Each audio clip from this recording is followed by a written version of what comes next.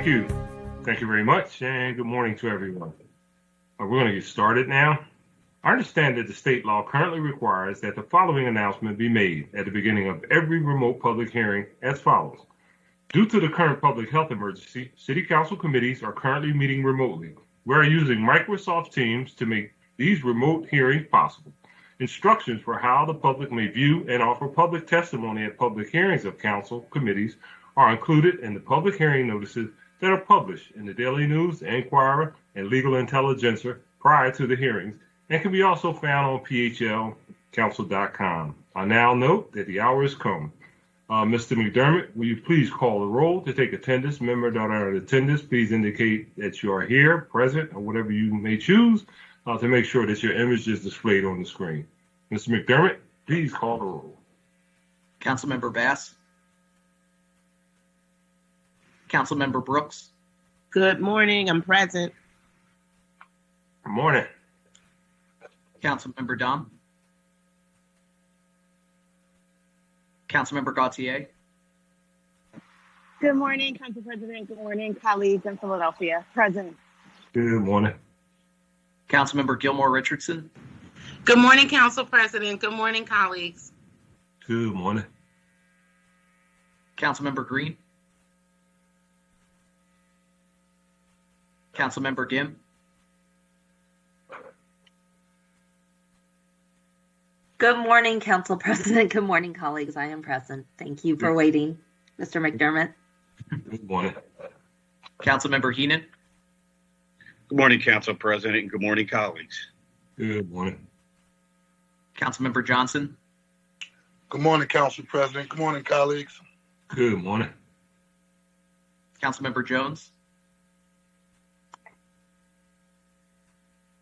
Councilmember O'Neill. Good morning, everyone. Good morning. Councilmember O. Councilmember Parker. Good morning, Mr. President. Good morning, colleagues, and good morning, Bob. Councilmember Quinones Sanchez. Councilmember Squilla. And Councilmember Thomas. Good morning, Council President. Good morning, colleagues. Good morning to the listening public. Good morning. Okay, we've established a quorum. We're going to get started. This is the public hearing of the Committee of the Whole regarding bills number 210, 320, 210, 321, 210, 322, 210, 323, 210, 324, and resolution number 210, 336. Mr. McDermott, please read the titles of the bills and resolution. Bill number 210320, an ordinance to adopt a capital program for the 6 fiscal years 2022 to 2027 inclusive. Bill number 210321, an ordinance to adopt a fiscal year 2022 capital budget.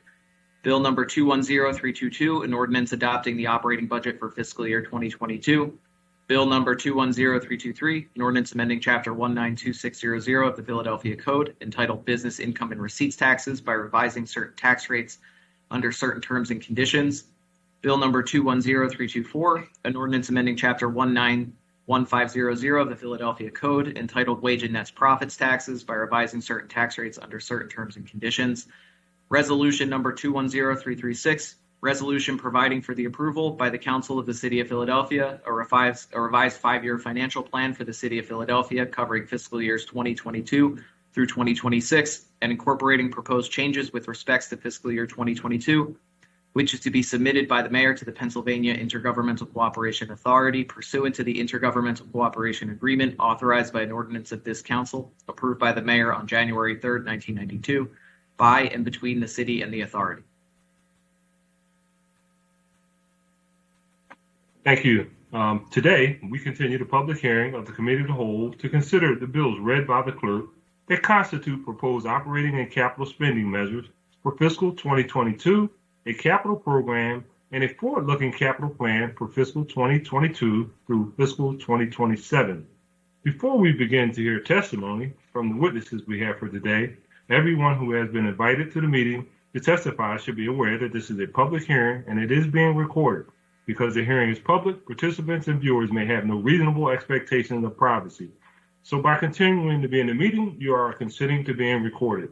Additionally, prior to recognizing members for questions or comments that you may have for witnesses, I will note for the record at this time that we will use the chat feature available in Microsoft Teams to allow the members to signify that they wish to be recognized.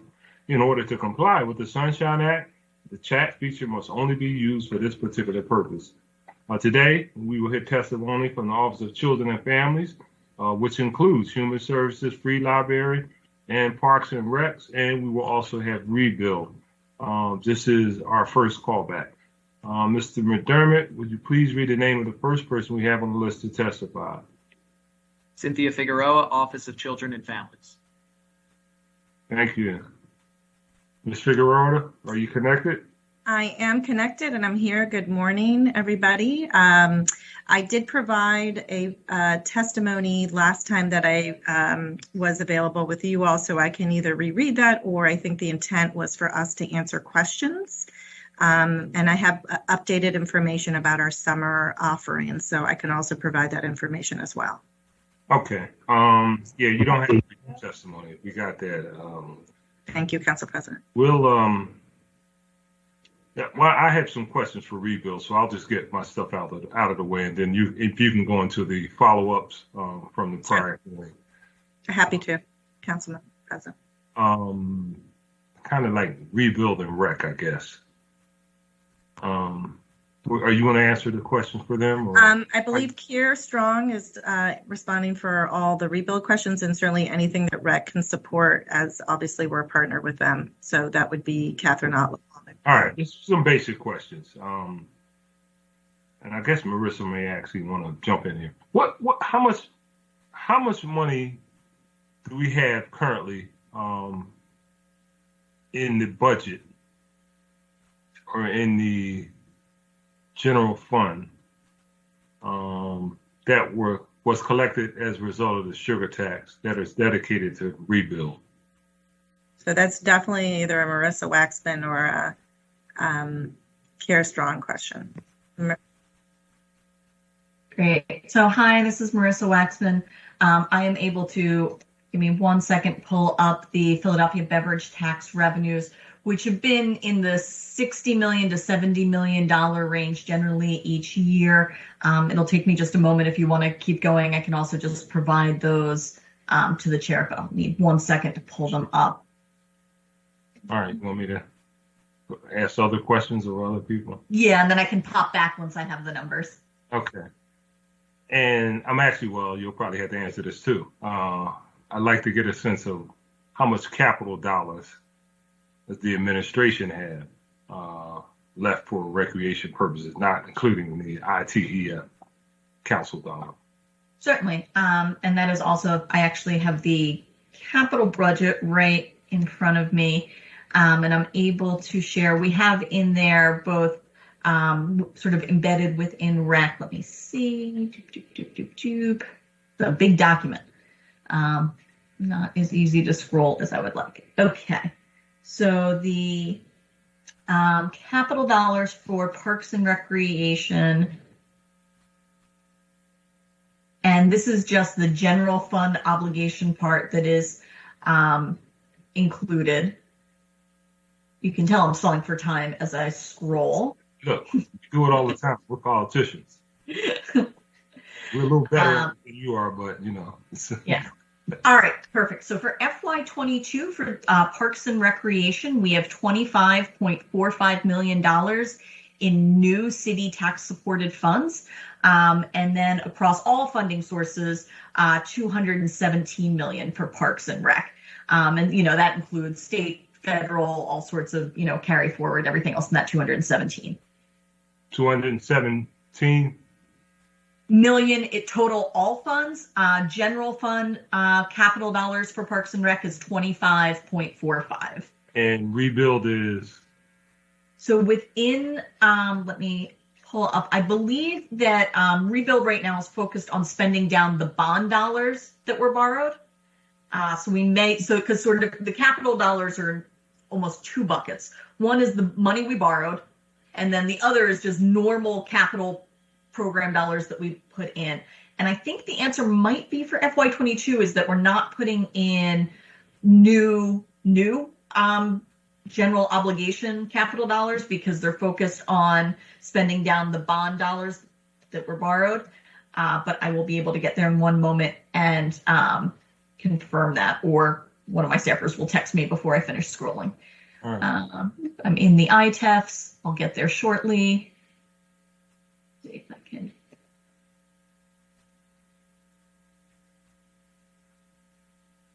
Okay.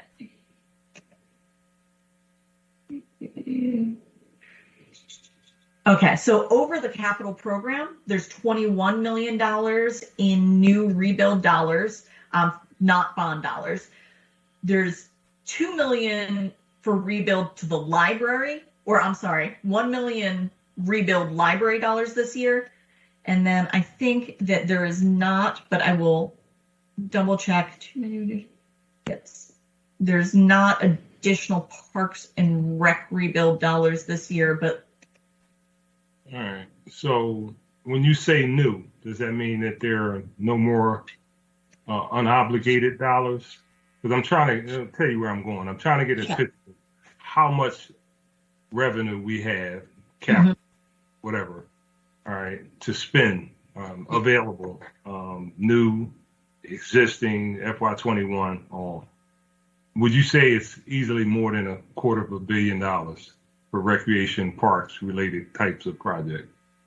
That has not yet been obligated, because I think it may make sense for Kira Strong to jump in on how much, because they know how much is available, but they know how much is already Know how much pumped out to projects. How much Kira, is that information you have? Hi, good morning. Council President Kira Strong with Rebuild Executive Director. And just to clarify, the question is how much we have already committed to projects. Is that correct? I want to know how much you have available. Okay. So we have approximately $212 million already committed to projects. We anticipate a budget of $425 million. And I say anticipate because the William Penn contribution is leveraged as a match. So as we release bond funds, capital funds, and anything we fundraise, William Penn continues to release their $100 million. And we are still fundraising. So to date. That's, correct me if I'm wrong, that's more than $300 million for rebuild? So it's. Yep, no, it's a budget of $425 million. All right, Marissa, you said 200 plus for Parks and Rec. That, which is not rebuild, but that's $217 million So for FY22. Way over $500 million combined. Between this of dollars available for Parks and Rec, not just rebuild, but all Parks and Rec.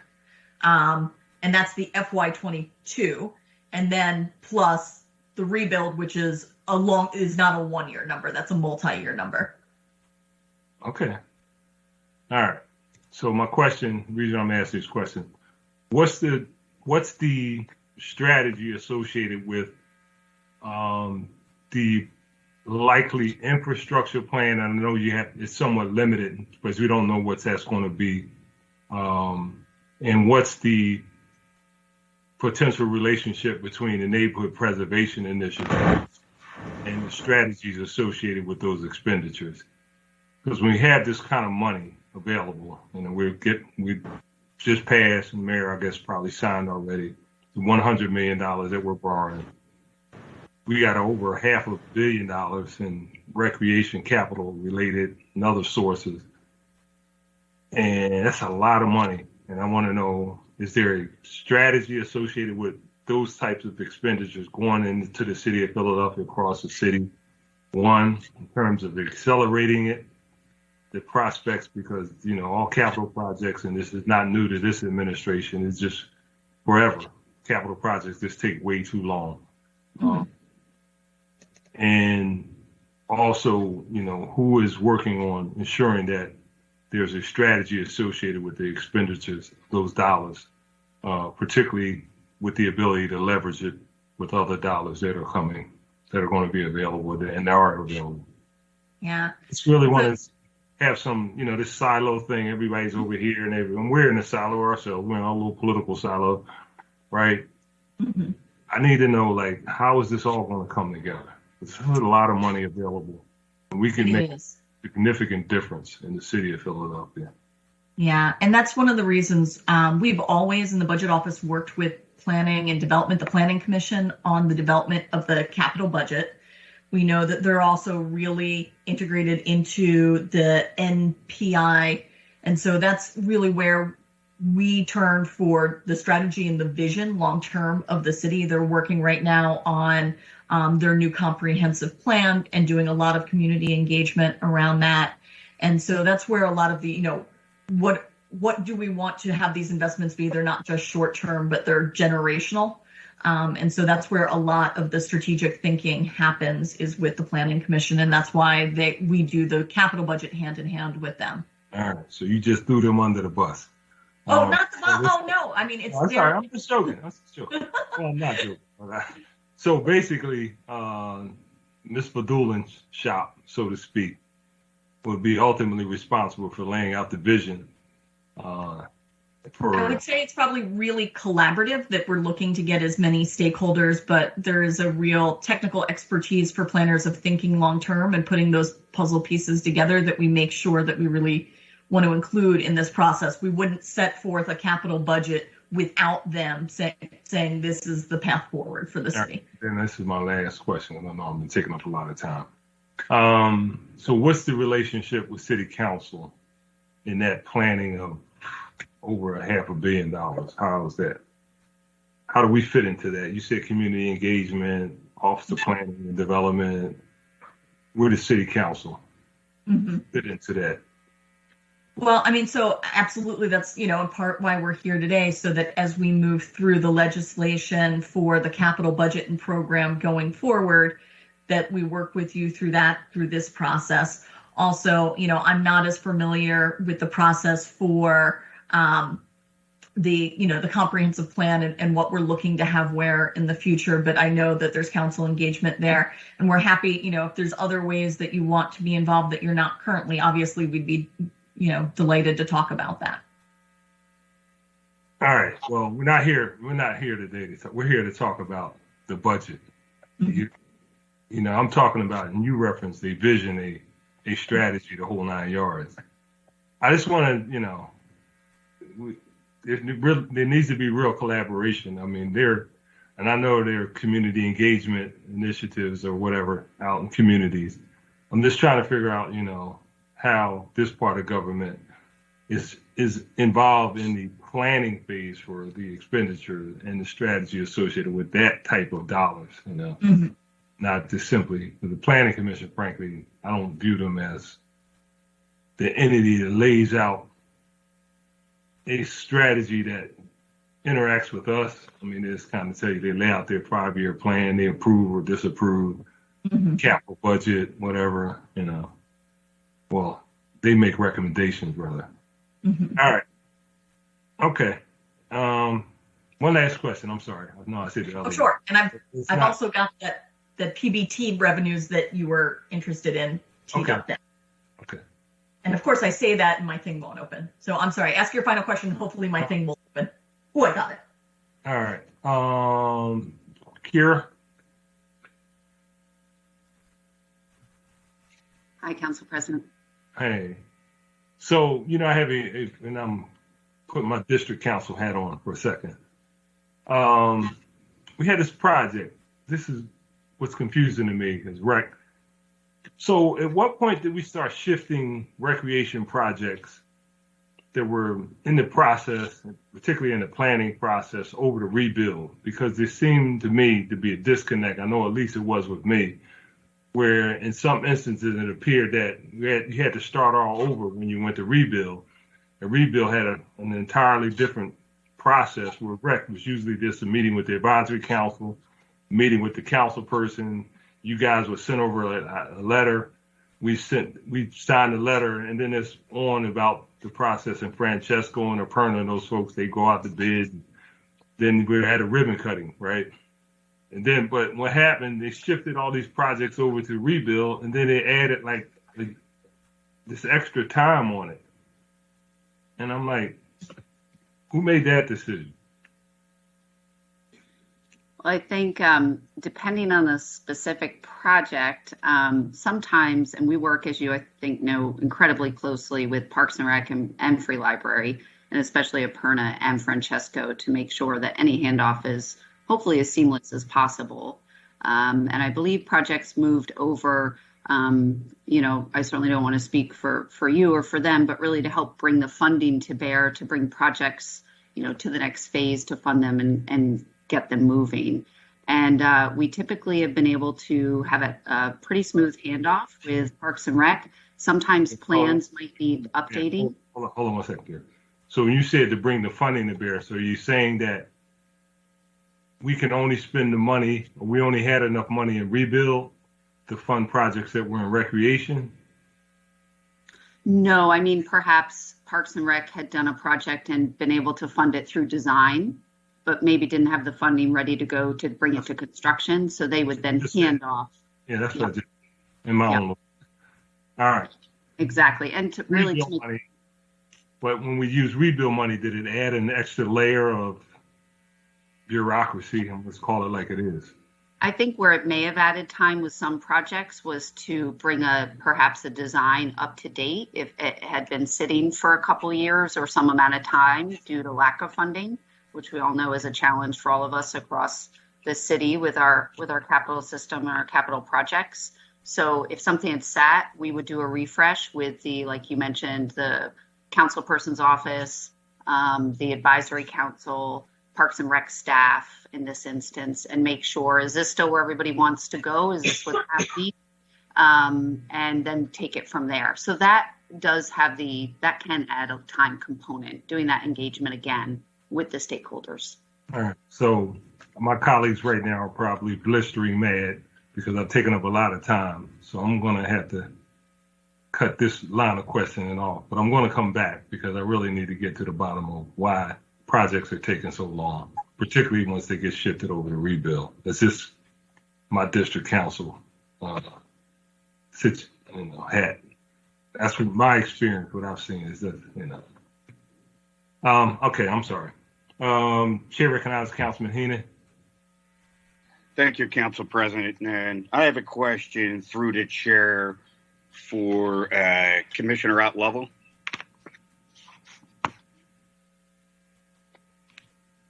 Commissioner, are you here? Hi, guys.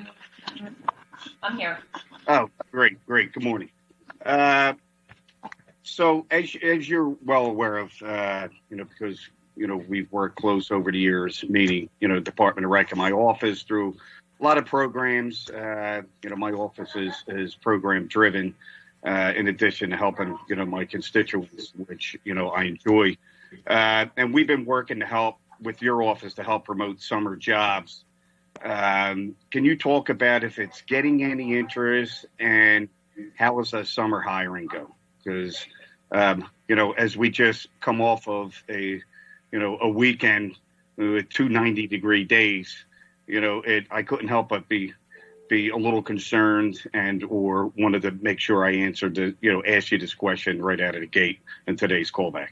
So the question is, we've been working together on promoting summer help, and are we getting any interest in the hiring, and how is it going?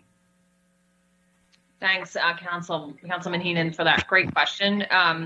First, I want to thank all of the council members for helping us to promote summer hiring. You all have been absolutely fantastic in pushing out our summer hiring promotions through your offices. I've seen it on Twitter and Facebook and other platforms that each of you are doing that. I just can't thank you enough.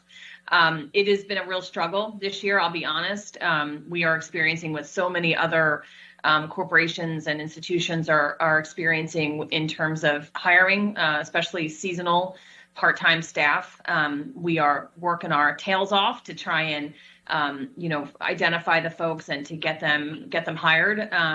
But we are struggling specifically with lifeguards and pool maintenance attendants. We're about halfway where we need to be, maybe 60%. So it's going to be, just an incredible scramble over the next few weeks to get people to fill those positions. We hire typically between 800 and 900, not counting our youth jobs. These are just our adult jobs or our 16 and over jobs. We hire them throughout the spring to prep for summer. So we're gonna keep at the same pace, keep our foot on the gas and just do our best to get as many people in as possible to support our summer programs. But it is certainly a struggle this year, unlike we've ever experienced at Parks and Rec. So last year, Commissioner, camps were lifesavers for some parents during the pandemic. And I'm increasingly, concerned with, the lack of interest. What can we do, all right, to increase that interest? And what will a summer look like if we get the full staff, right? Which I certainly hope we do. Because a lot of people in our neighborhoods across the city, they don't go on vacations. They don't go to the shore. They don't go out the mountains.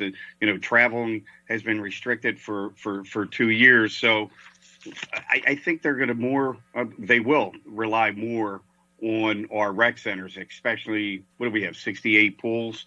So with this interest, what do you think it's going to look like or could look like? Would it be scaled back? And if it is, how can we increase the interest from our standpoint, right, as a city, and promotion and reaching out to community groups to get people? I mean, there's unemployment's high, right? I don't understand, why we're not having much interest. What can we do to help? Sure. Well, there's two different things there. Number one is the seasonal staff support. So we certainly need that support to run camps, our summer camps, our pools. We absolutely need the seasonal support. So I think what we can ask of all of you is what you've already been doing. Continue to reach out to your constituents who are looking for jobs, and encourage them to apply for our positions. A lifeguard, you can be 16 or older. For a PMA, you can be 17 or older. And they're good paying summer jobs. So just continue to encourage folks. You and Councilman Thomas came out and Councilman Squilla and did that great promotion at Samuel Pool to help us show that lifeguarding is not as intimidating as some people feel that it is. We will work with young people to help them pass the screening and to get them certified to be a lifeguard. And it's paying $15.25 an hour to start. So it's a really good summer job for folks. So just continue to spread the word and encourage people, your constituents, that we're here for them. We have a job ready for them in a neighborhood where they live. We would love to employ them. In terms of the camps themselves, we actually are seeing great interest in summer camps. So last summer we did run summer camps, even though most of the city was closed. We ran 110 summer camps last summer. We ran them at capacity pretty much. This summer we're going to do more. We're going to run about 130 summer camps, which includes our day camps at rec centers, as well as some of our specialty camps, like performing arts camps, things that we weren't able to run last summer. We have about 3,600 slots available for kids. We have more than half of those filled right now. That's right on par with where we usually are this time of year. Many of our families, don't, think about registering for summer camp until it really feels like summer. So we're anticipating all of those slots to get filled. We're still lower in terms of numbers that we can serve because of cohorting that we're going to continue to do this summer, cohorting in the camps. Typically, we can serve around 7,000 kids. We only have about 3,600 slots, but so we do anticipate all of those slots to get filled before summer starts. And we're excited. We're excited about camp season. We're excited about pool season. And like I said, we're going to keep our foot on the gas to make this an incredible summer for young people in the city. Point of information, Council President. This is Councilmember Thomas. Chair recognizes Councilmember Thomas for a point of information. Yeah, I just want to correct the commissioner. That was not a great job by myself and Councilmember Heenan when we went out and did the swimming expedition. It was fun, but I just would ask that we get a few lessons prior to it. so we can maybe encourage people a little bit more. Thank you, Council President, and thank you, Commissioner. Thank I you. respectfully disagree, council member, but We'll get the video. We'll judge. Well, Council President, this is Councilman Heenan, and for some reason, I think the batteries went dead on those video cameras. Right, so footage is not available, but Councilman Thomas did a great job, and you know what it is? It's all about what we do and how we engage with our citizens, and seeing everybody in a different atmosphere, a little lighter handed, and just really trying to relate with the general public, and also encourage them. Pools never meant so more to the citizens of Philadelphia than this year. I can't say enough in trying for all members of council, all our friends and family, and all our community groups to really try to recruit people to become lifeguards, to be pool assistants, whatever they do, and any other kind of staff to help the camps go, because our pools will be slamming, and we as district council members, as you just said, what your district council member hat on, or you're going to get the calls. We're all going to get the calls. How come my pool's not open?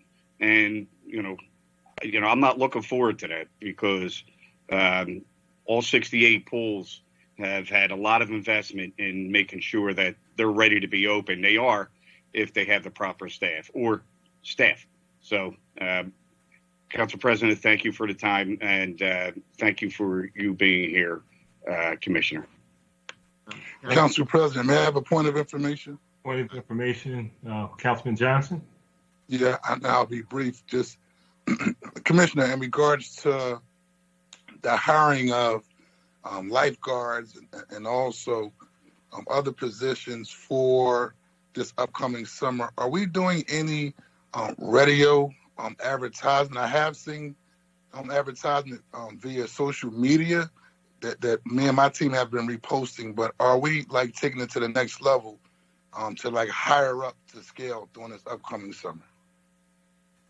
yeah, it's a great question, Councilman. We actually did, we did Power 99, we actually paid for some advertisements there that they've been running for us, which has been great. And we've done some social media paid advertisements on social media as well. And then we're very grassroots. We have a street team who's out there literally knocking on doors and putting up flyers in neighborhoods. And now we have, thanks to a great partnership with OCF, we've been doing job fairs in parks. This past weekend, we had 2 job fairs in local parks. We're literally setting up a table and just, talking to people in communities and encouraging them, to come out and apply. We also have worked with the Black clergy with them to get them to spread the word as well out to their congregations. We're just, again, we're doing everything we can possibly think of to get the word out about these positions. And we need people to apply for them. We need people to come out for them. We really need it. We need it to happen in the next few weeks. Thank you very much, Commissioner. And I would like to host one of the job fair in my district in the park, so I'll follow up if that can happen. I also have a point of information. Chair recognizes Councilman Green. Yeah, I understand you weren't able to hear me, so I want to thank Councilmember Squilla.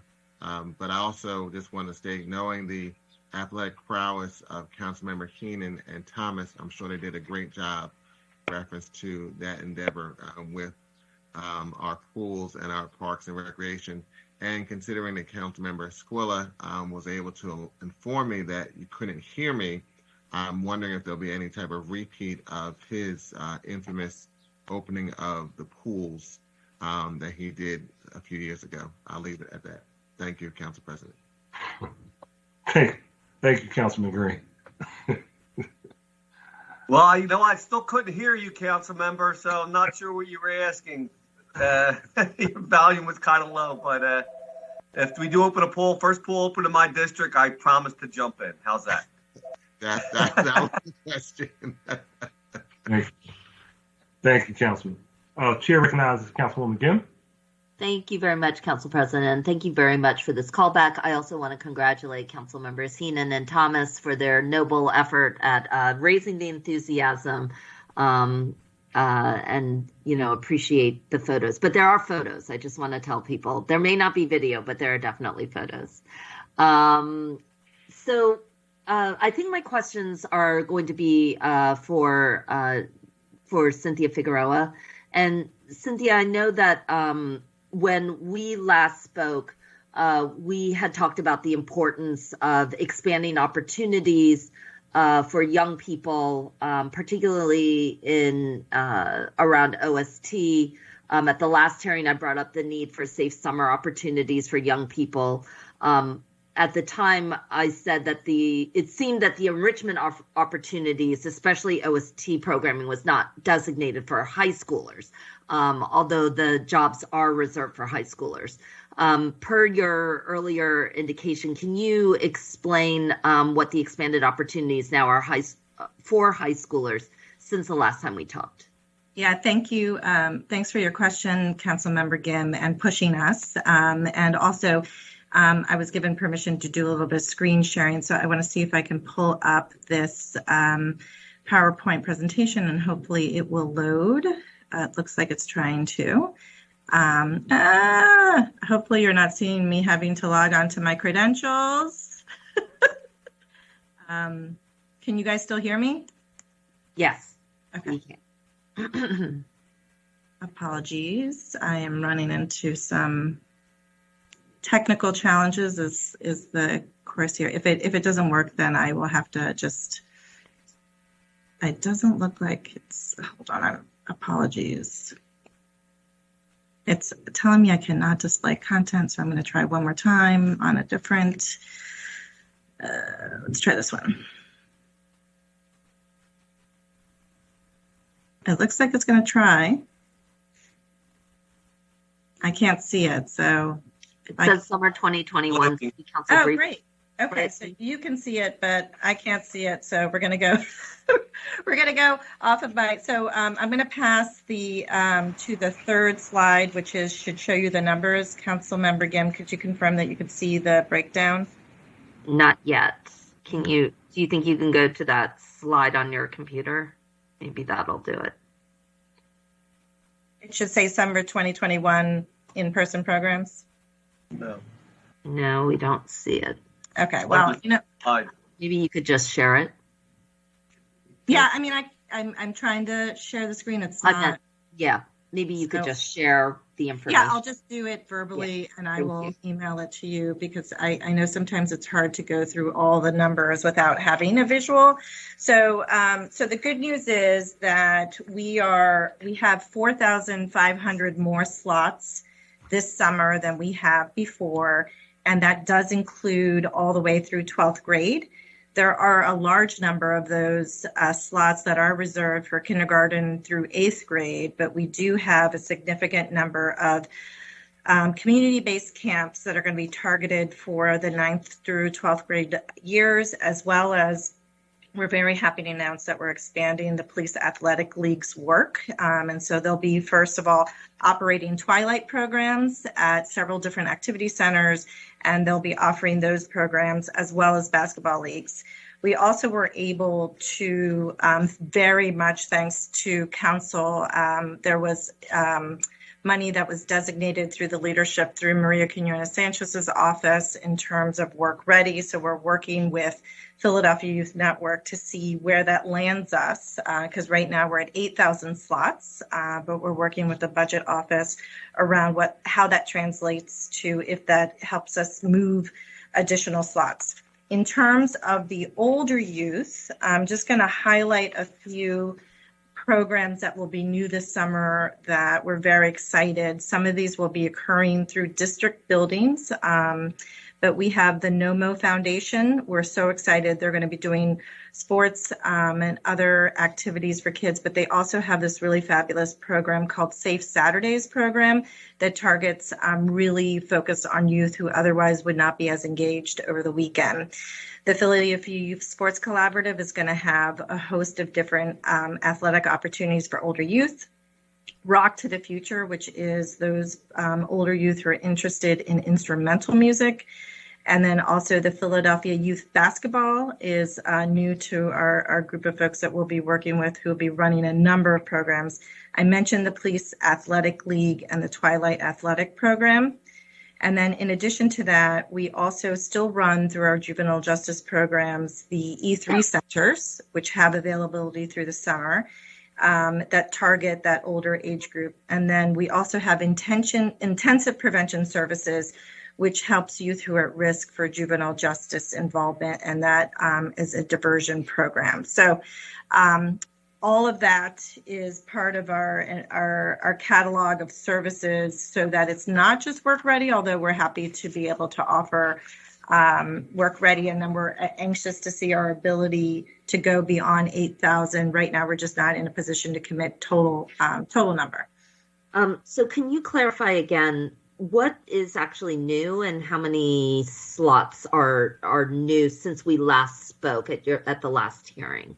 So what I didn't have for you at our last hearing is that they weren't defined in terms of like what's all that going to be available. We were still finalizing our new partnerships who were coming in. So there's 37 additional sites where we're using school district buildings to operate programs. But what's new and different this year is we've never done the partnership with the district in the way that we're doing. So last year, we had just about 5,000 summer slots. That was summer of 2000. Summer of 2019, we were targeting just over, we were close to like 5,500 slots.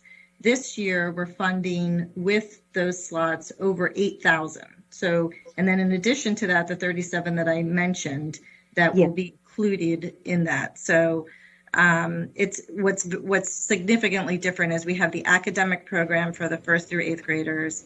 Then we have the 9th through 12th grade program, as well as carrying on the work ready. But the total sum gives you from previous, I'm not even talking the pre-pandemic or from the pre-pandemic, we're closer to probably like, let me start from last summer, we're definitely 4,500 slots over.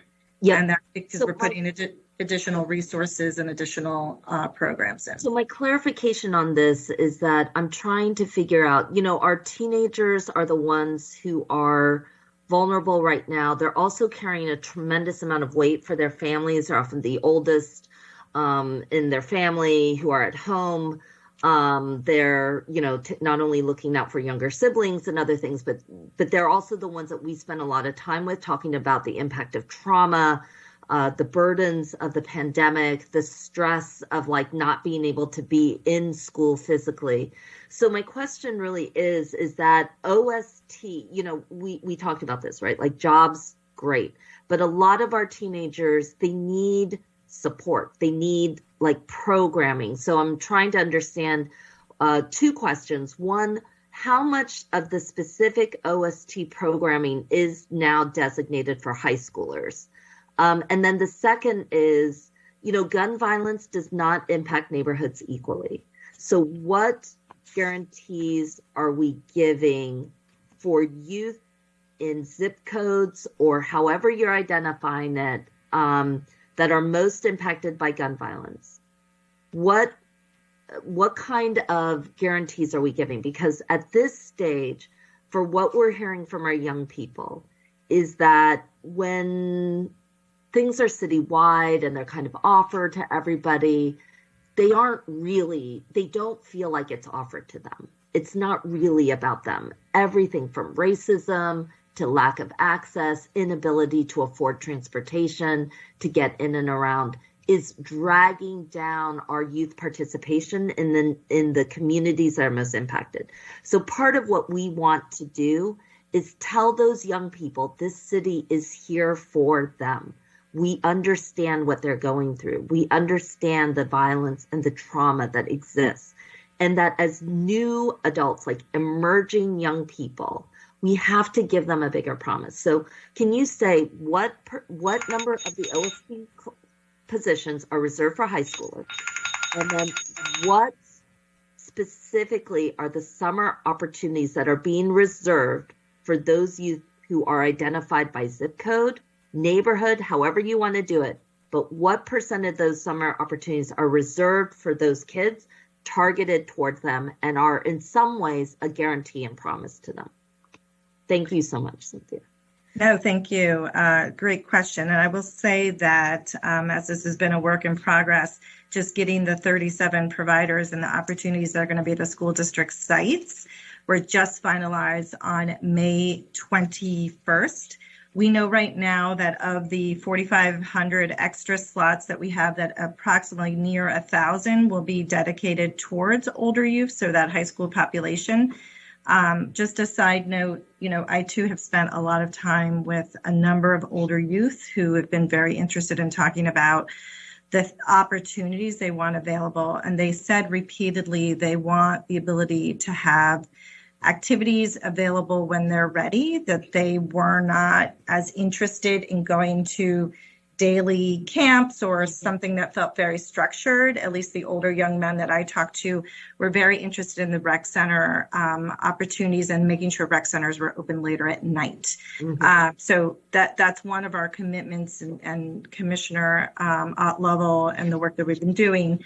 And I'm focusing on OST. I would also say that the other thing that we've really targeted is to try to get as many of those kids. We're not fully enrolled and we're not as far along as we should be for our work ready slots. So certainly besides the OST opportunities, we're trying to find and drop-in opportunities, which is why we funded some of these other programs like the Police Athletic League, which has a significant number of programs, and Twilight programming that's going to be targeted. I'll get you the specific number for the Police Athletic League. We do have a locator. Again, I apologize that the presentation is not working, but we have a map that actually shows the location.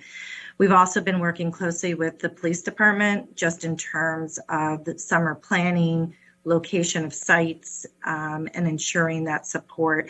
And then I don't want to jump too far ahead because this is really Council Member Catherine Gilmore Richardson and Council Member Johnson. We've been talking to them pretty significantly around the issue of curfew violations and how we support young people in some of these more difficult neighborhoods. So we have been working on a plan in addition to the OST piece with Commissioner Ali. Mm-hmm. Okay, well, I have a second round of questions, but I think, again, it's about focusing and going local. Just again, I absolutely 100% support the Parks and Rec, but we need to see more supports going out to those local neighborhood groups that work with young people already. They do have the connections with a number of young people and could expand. And if given the resources, it doesn't just have to be through PAL and through those other areas. But I'll look forward to doing that on my second round. Thank you very much, Council President. Thank you. And I just want to say we couldn't agree more. And I thank the council members who introduced us to some really amazing grassroots organizations who are actually now going to be providing on the ground support for a lot of our young people. So we're really happy about those introductions. So appreciate it again. Great. Thank you. Thank you. Thank you, Councilwoman. Chair recognizes Councilwoman Gauthier. Thank you, Council President. My questions are for Commissioner Ott-Lovell. Good morning, Commissioner Ott-Lovell. Good morning, Council Member. I had the pleasure of visiting Parks and Rec's graduation for our tree plan ambassadors this weekend. And so it left me wanting an update on the citywide urban tree canopy strategy. So can you talk about that a little bit, as well as our urban ag planning effort? And can you discuss specifically how these efforts will help to address climate change and food access? Sure. So thank you, Council Member, and thank you for coming out to that lovely little event on Saturday. The Philly Tree Plan, which is what we're now calling our Urban Forestry Plan, we raised some private money to do this plan, a citywide plan to really engage Philadelphians around the importance of trees in their communities. Philadelphia has we've made some great efforts around increasing our tree canopy over the last 10 years, but unfortunately, in a study that we did at the inception of this plan, we discovered that our tree canopy is actually still declining. And that is a crisis. It's a crisis for us as a city, but it's really a crisis for underserved communities where the tree canopy is lowest, and the impact that has on those communities, specifically around health and quality of life and property values. Health specifically is around the heat factor that happens when there's a low tree canopy. Heat, as many of you know, in some of these neighborhoods with a lower tree canopy is oftentimes 15, 20 degrees hotter than other sections of the city that have a larger or more substantial tree canopy. So the Philly Tree Plan is, we've engaged a team of consultants who are working to collect all of this data around our urban forest, if you will, street trees, park trees, et cetera. And then along with engaging residents around, the importance of trees, there's a lot of urban myths about trees and, misunderstandings about trees. And so the Philly Tree Plan will be finished in the next few months, and we look forward to presenting that, to City Council, to communities as really a blueprint of how we move forward. What human and financial resources do we need, over the next few years to really make the difference we need to make in terms of our tree canopy. So we're looking forward to having that plan and to presenting it to you all. I know Councilmember Bass and I think it was Councilmember Gilmore Richardson held a hearing on the Philly Tree Plan maybe last month. It was a really great way to begin to talk about what will be involved in this plan and to engage you all in that conversation. So that's the Philly Tree Plan. We also have an urban agriculture plan that is happening in cooperation with other city agencies, including the Office of Sustainability, among many other partners, the Office of Planning, et cetera.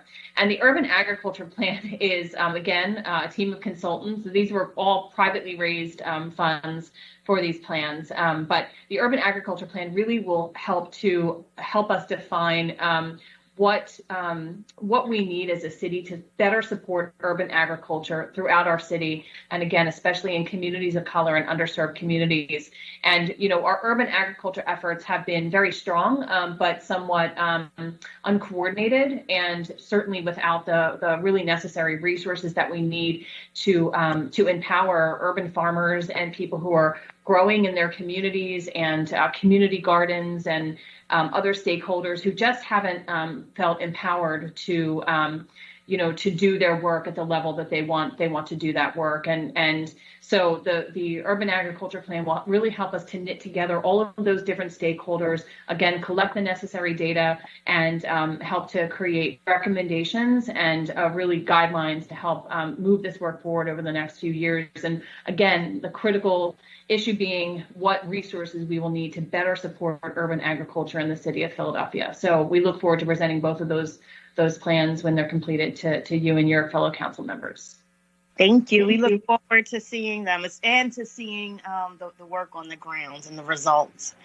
Going back to the issue of gun violence, I'd love to hear you speak about, what you think your department's role should be in the context of a neighborhood-based community safety approach.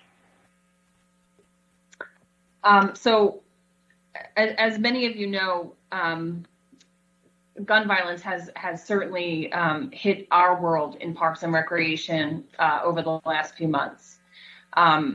Quite frankly, I've lost track of how many incidents of violence have happened at our parks, our playgrounds, and our rec centers over the last 2 months.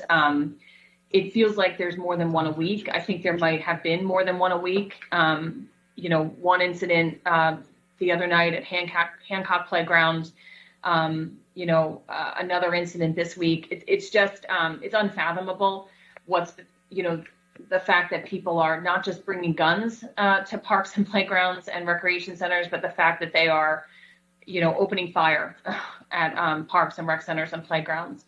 So this is the reality that we've been faced with. all of that said, we want to do everything we can to make sure that those spaces are safe for communities. And while we can't control the gun violence, we can't, get rid of the guns as much as we would like to. We want to ensure that our spaces are safe and that families and parents and grandparents feel safe sending their children and bringing their children to these spaces. And so we're working closely with the police department. We've met with them several times. I speak to them very, very frequently now about the incidents as they occur. They have graciously made their presence available to us through overtime that they've been covering at about 42 of our sites throughout the city, and have been working with us on, really being responsive to communities after these incidents happen. So we will continue to, really just mine that relationship with the police department. So that's more the reactive side of what we're doing. In terms of the proactive side, we want to play a very critical role in helping to prevent violence. We want to provide safe spaces and programs for children. We do that every day, and we want to continue to do that. We have a variety of teen programs that we are offering to young people. We will continue to offer those programs. We have jobs. We are the largest employer of youth ages 16 to 24 in the city. We will be hiring close to 1,200, maybe over 1,200 youth this summer. So we want to employ young people. We want to provide positive programs for young people. We want to work with any community organization that wants to provide their programs within our centers. And we encourage all of you to let folks know that we want these community organizations to house their programs in our centers. And so we think we can play a critical role, and we look forward to supporting that. Thank you. We look forward to supporting you guys at Parks and Rec too, so that we can all have a safe summer, and so that our kids can have fun the way that they're supposed to at rec centers. Thank you so much, Council President. Thank you, Councilwoman. Chair recognizes Councilman Dom. Thank you, Council President. I guess maybe I'm addressing this to Rob and Marissa if they're available. And I want to talk about really this once-in-a-lifetime opportunity for us with this budget. And if you haven't seen my colleague, Councilmember Maria Quinones Sanchez's op-ed in today's Inquirer, you should read it. It's a very good editorial. And it talks about the mayor's budget not going far enough, basically. And it talks about several categories which we should take the lessons we learned during the pandemic and implement them going forward. And I 100% agree with her on these issues. I'm going to talk about one particular issue, and that is the issue of job creation, because I do think a lot of our issues are tied to good paying jobs. And I'm going to ask Marissa and Rob if you really feel, based on the statistics that we have available to us, that this budget is really going far enough. As an example, we know in the last 10 years of the jobs we've created in our city, over 60% pay less than $35,000. Those are not family sustaining jobs. The national average is 29%. The top cities is 28%. We're double. We also know that we're the only city on the East Coast where we have less jobs in our city than in the suburbs. Every other city has more jobs in their suburbs than the city. And we also know we're the lowest formation of Black and brown businesses on the East Coast by far. And on top of that, we're the only city where we tax gross receipts and net income. And then one of the major reasons probably why we don't have great jobs is because we have the second highest business income taxes in the country. New York's 1, we're 2 at 16.2. Even Chicago's at 7, we're at 16.2. Every other city's below 9. In that backdrop, Marissa and Rob, my question is, how does this budget change the course of where we've done in the past? It's one thing to go back to where we were in the past. Me personally, that's not satisfactory. We need to take this opportunity and really change our direction and go further with these jobs and programs. How does this budget do that? Because I don't see it. Sure. Thank you. That's a really great question, Councilman. First, I want to say that, one, this is a process, and that's why we are here working with City Council. We know we've made a proposal, but that can evolve and shift so that it really reflects joint priorities and goals for what we want to do. So this was our proposal. And so what this budget tries to do is a lot of different things. You are absolutely correct that job creation is a really key thing we need to do. And so we're trying a couple of different strategies in here. One is, all of the data, all of the research shows that through our tax structure, we need to create an environment more conducive to I'm going to say, any old business choosing to be here, whether it's a business that is homegrown and opts to stay and grow here, whether it's someone else who moves to be here. And so a lot of that is what we're doing with the proposed reductions to the wage tax, to the business income and receipts tax. And so we've got that piece in there. And then, but that's really macro. And so through the Commerce Department, that's where we really want to make sure that we are having inclusive growth. That is where there's funding for workforce development, for working particularly with Black and Brown entrepreneurs, with working in certain sectors, because you're right, we don't necessarily want to just return to where we were pre-pandemic. We know that we're going to want a different mix of businesses, and we're also all in this together. We know that there's going to be shifts in the economy, that Philadelphia has often been like one economic shift behind, that when, the move away from manufacturing, the move, from being located in big cities. And as we're seeing, as we're trying to evaluate what's going to happen with remote work, with what industries are going to grow, which ones have sort of gone away as a result of this, what are the impacts going to be on tourism? But also really related to this is all the other needs we have. The areas where this budget and through this administration, we've increased funding the most has been in terms of education. We think that that is the generational intervention that we most need. And so that is why that's where from FY16 to FY22, the greatest growth in the slice of the pie in terms of the budget has been in education. And so, when folks ask, why are costs going up for the budget? Why are things increasing? That's because we're putting more money into the school district. We're putting more money into CCP. We're putting more money into pre-K and community schools, programs that didn't even exist. And so there's a number of different strategies to get at job creation. Some are, what are we going to do and see a difference in 6 months, 9 months, a year? And that, tax reduction, that's boom. That's my background. And I love tax policy because you change a law and you see reaction immediately. And that's great. We can start to see some of that. But we also have these real intergenerational challenges. We're talking about public safety. We're talking about education. And so that's why this budget, the way we are approaching this is holistically, short-term, long-term, and those really foundational needs around housing, around health. It is hard to hold a job or to start a business if you don't have a home. And so that's why this budget is looking across a number of things so that we get to the place we're thriving. So as I started, obviously this is a process. That's why we're here to work with you through it. But we've really made investments that we think hit a lot of the different points and will come together to set Philadelphia up for a better improving path.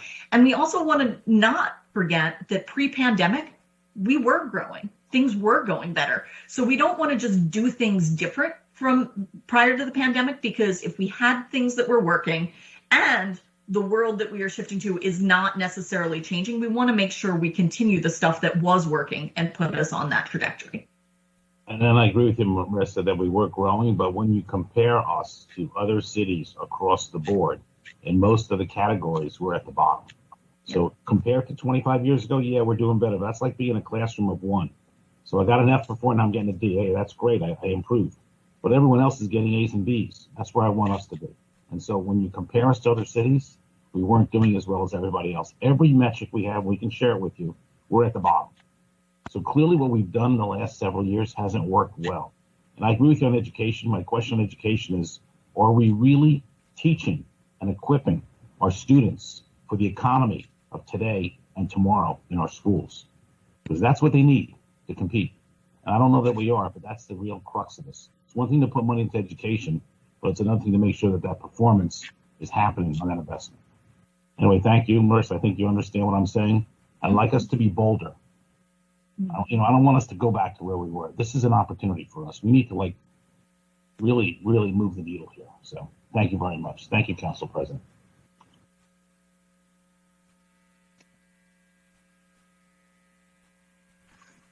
Thank you, Councilman. Chair recognizes Councilman Johnson. Thank you, Council President. Just have a question for Commissioner of Parks and Rec, Catherine.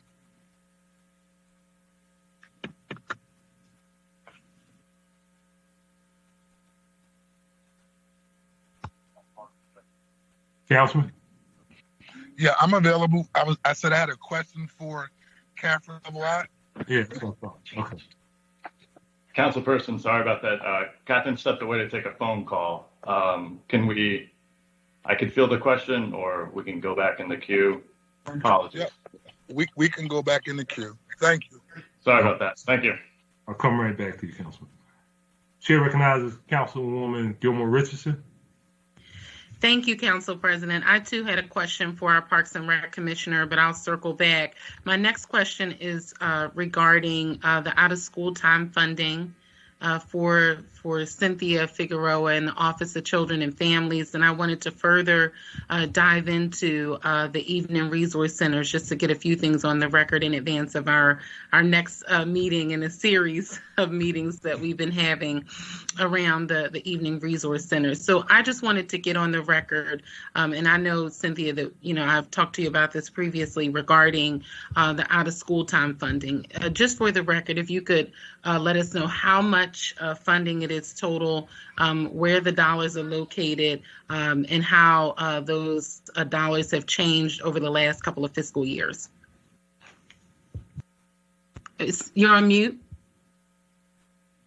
Sorry, I had to do it once. So I apologize about that. So it just in terms of, and I can actually send you a grid that breaks down last summer, but we run approximately about for a full year, it's $26 million in OST funding. This year, because of the increased investments, we're going to be somewhere in the ballpark of about 32 million. Now, in the last fiscal year, we were able to maintain that network because they ran the access centers, as well as some of them were still running virtual program for some of our older youth. So we've stayed consistent this summer. We've bumped it up a little bit, obviously, to expand the total number of slots. The majority of that funding, council member, comes from the state and federal dollars, and there is about, I would say, less than 20% of it is general funds. So it's actually a real benefit to the city because we're able to draw down Act 148 dollars from the state, and we are able to leverage that then against our general fund support. So I'm not as quick as math as Marissa Washington is, but I would just say that 20% of the 26 million previously, and then this year, that number is going to bump up to about 32 million. Okay, and then for the record, because I think, just based on historical context and experience, that those dollars were typically housed under the Department of Human Services. Okay, where are those dollars housed now?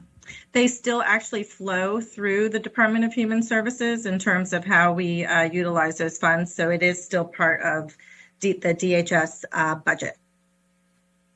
So it's a part of the DHS budget, and then who sort of administers that? Is it still DHS? So what's the connection with PHMC is what I'm trying to understand. Yes, great question. So PHMC is the intermediary that the city contracts with to administer those funds to the providers. So they help us in guiding that funding source. Okay, thank you. I just wanted to get that on the record. And I see also the evening resource centers. If you could talk about the work that happens at the evening resource centers currently, and how that type of model could help us with providing additional services and supports to young people during crucial hours where we know young people have been most impacted by violence in the city of Philadelphia. So, council member, I have an extraordinary commissioner in Kimberly Ali. And so I'm going to ask her, since it's under her purview, to talk a little bit about the current evening reporting centers and the services that are offered there. So, Kimberly? Good afternoon. I'm Kimberly Ali, Commissioner for the Philadelphia Department of Human Services. So thanks for that question, Council Member Gilmore Richardson. So the Department of Human Services currently has 4 evening reporting centers that are located around the city of Philadelphia. And the purpose of those evening reporting centers is to intervene on behalf of young people who have been arrested for a crime. We look at the time frames in terms of the arrest. It tends to be after school hours. So young people actually report on site during after school hours, so around 3 p.m. in the afternoon up until about 6 or 7 p.m. in the evening. And they are with social workers, with community members, and they are engaged in pro-social behaviors, also anger management, also connection to job readiness, also connections to therapeutic services and supports if they are in need of that. And the purpose is to, again, intervene so that they won't penetrate further in the Juvenile Justice Services Center. Because we have that particular model, given the fact that we want to take an intervention and prevention approach for young people later in the evening, we are going to enhance that particular model of the evening reporting or resource center, for the lack of better words, and then offer it later in the evening. So we're thinking about a 7 p.m. to a 2 a.m. time frame, working closely with not only your office, but the office of Councilmember Johnson, as well as the police, to identify the data necessary so that we can service those young people appropriately. Again, taking an engagement approach. These are young people who are out past curfew, may or may not be engaging in pro-social activities. And so we want to be a resource for the police, for the community, so that the young people can be transported to the evening reporting center and we can engage them. It is our hope that once they are connected with the evening reporting centers, that they will begin to come, on their own. Again, the purpose is to prevent the further penetration into delinquent activity. Well, thank you very much, Commissioner. I just wanted to get that on the record, and if you could detail the locations or the current locations of the evening reporting centers. Yes. So the current locations of the evening reporting centers, my staff is pulling it right now. I will tell you about the ones that we are going to do for the 7 p.m. to 2 a.m. while they pull the current location. So the 7 p.m. to 2 a.m. evening reporting centers, one of which is going to be the Northeast Treatment Center, which is called the NET. It'll be located in the 26th Police District. And then we also have the Bridge, and the Bridge is going to be located in the 16th Police District. Okay, I hear the bell, so I'll definitely circle back. I saw Commissioner Ottlevel come back, and I know that Councilmember Johnson also had a question for her, and I did too as well, Council President. But thank you, Commissioner Ali and Cynthia, for all of your hard work, for the work that we've been doing together with Councilmember Johnson's office and sort of working through the challenges that we know we'll face with young people in the summer months. So I'll circle back on the second round, specifically around conflict resolution mediators for our Parks and Rec facilities. Thank you very much, Council President. Thank you, Councilwoman. Chair recognizes Councilman Johnson. Hey, thank you, Council President. Just had a question, Commissioner Catherine, regarding 2 questions. One is around the usage of football, baseball, soccer fields, and how we go about dividing up the space based upon the demand for individuals who want to utilize it. I know in South Philadelphia, I'm a big fan of Smith Playground, where we have turf field, and a lot of neighborhood groups are always advocating to utilize the space, and I'm also making sure there's a balance regarding outside groups are able to use it. But I'm sure that this is indicative of the demand on the field usage across the city of Philadelphia. So give me an idea of how we are addressing this issue from an equitable manner. And then the other issue is more of a follow-up regarding a meeting that we had in my office, particularly around esports. An esports program, I know some people may or may not know, in my district and the second councilman district down at the stadium, we will be building a new esports arena. And so I'm pretty excited. So when you talked about incorporating esports programming into what's available for our youth during the summer, I wanted to get an idea and an update on what that initiative looks like. Sure. Thank you, Councilman. Full disclosure, my staff was trying to cover. I was in the ladies' room. I was not on a phone call, and I got back as fast as I could. But TMI. My life's an open book. This is a hearing, right? I was trying to be quick, and it was not quick enough for you, Councilman Johnson. So, anyway, those are excellent questions. Let's do the field one first.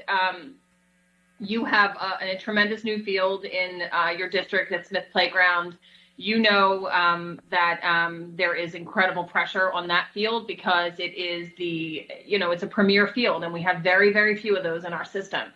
I would say we are really at a point of a field crisis in the city, in that we have a wonderful overabundance of organized sports that are happening. Youth football teams who are, to me, just some of the greatest organizations in our city from a youth development and, just care and love perspective. And each of those youth football teams is working with hundreds of children and families, and they really create a family atmosphere. But they struggle because, the quality of the field that they need to have to compete for their games, it just, it's very rare in our system unless it's really an artificial turf field.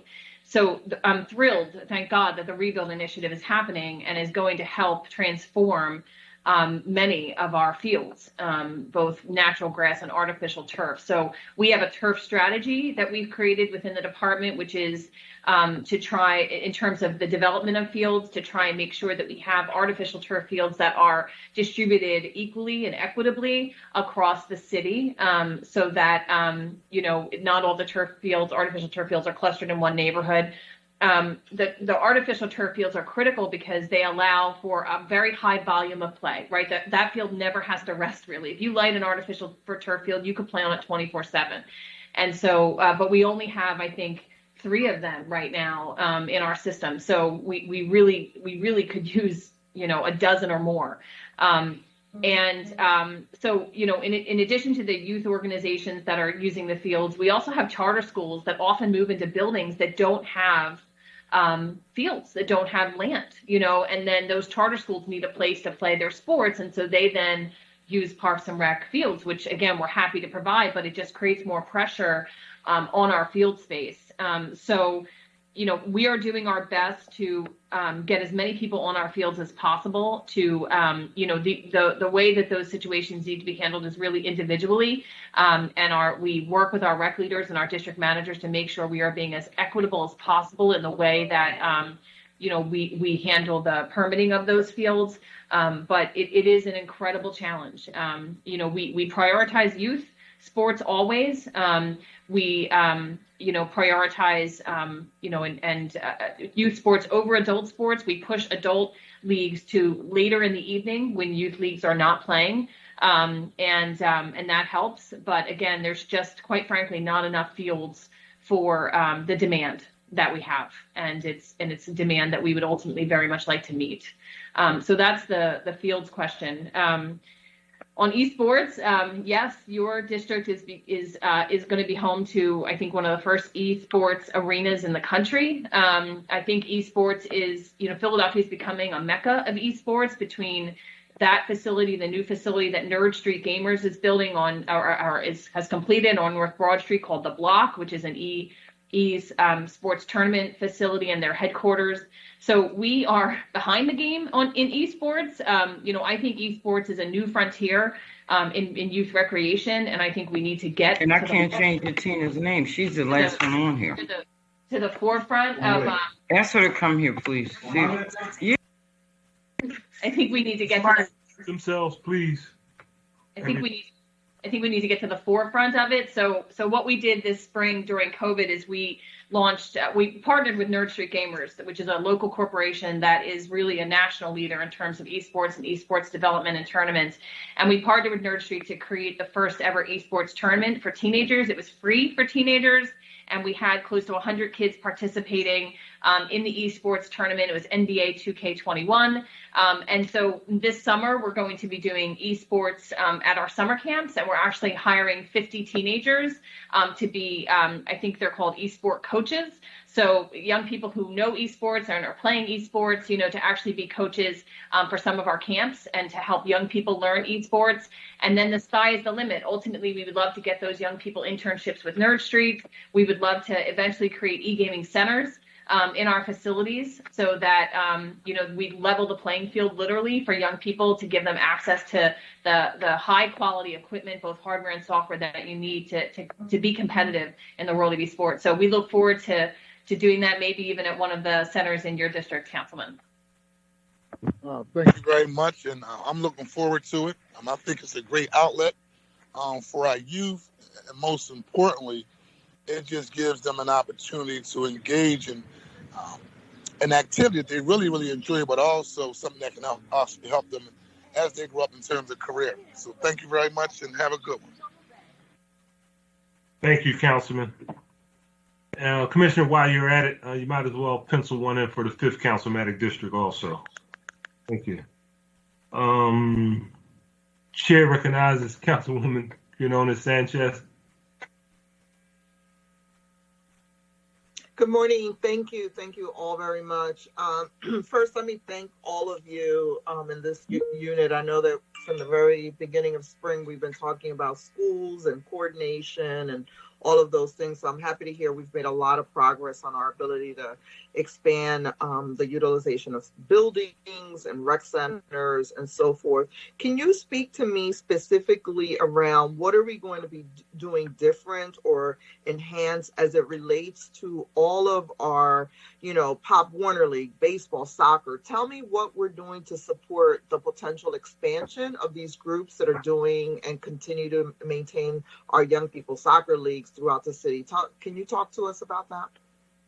Yeah, so thank you, Council Member Sanchez, and I just want to thank you personally for also helping to light a fire to really push us to get as many of these groups as possible part of our summer programming. So we're really happy that we were able to collaborate with a few different youth collaboratives who focus exclusively on athletics. So I can get you a full listing, but we are adding soccer, rowing, tennis, and a host of other through a number of programs that didn't have a site who will now be able to have a site at a school district building. And we have not forgotten, we are mapping your request in terms of what's happening in which particular council districts once we have the full listing of all of those, which I believe we were able to finalize last week. So we'll have that out to you all within the next 2 weeks.